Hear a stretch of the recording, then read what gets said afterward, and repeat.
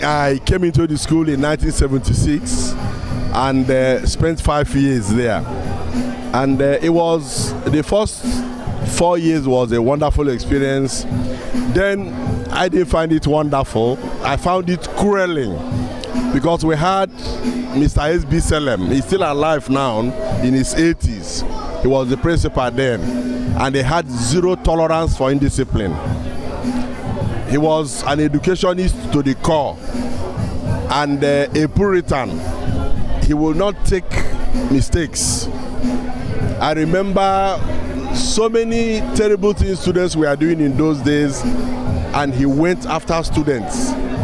We had one incident when a student got drowned in a nearby pond. And after that incident, he introduced what was called, he started doing a kind of roll call twice every day. You wake up in the morning, before you go to classes, roll call is taken of all the students that are around. And by 4 p.m. when we are going for our sports, we do roll call as a way of ensuring that does not reoccur again. He was so disciplined that even the teachers, they feared him. There's this thing we say, Ogambo. If a teacher wanted to go outside the school to go and have a meal and seize his car, then he was using a Toyota Crown car then. Once they sight the car on the expressway, what you will hear is Ogambo, and all the teachers will run back.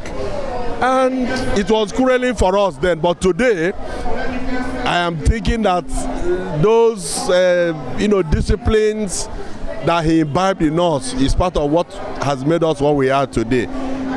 We have a very rich alumni, rich in the sense that we've got professors in sciences, in engineering, we have orthopedic surgeons, we have respectable and successful businessmen, of which I am one of them. I'm running a construction company and an equipment and instrumentation company, and I think I want to say we are successful. Today, we appreciate all that they have done in our lives, because it was like molding a block. When you put the block in the mold and you do thorough work on it, it will come out very fine. If the work is shabby, the block will be deformed. And that's exactly what they have done in our lives.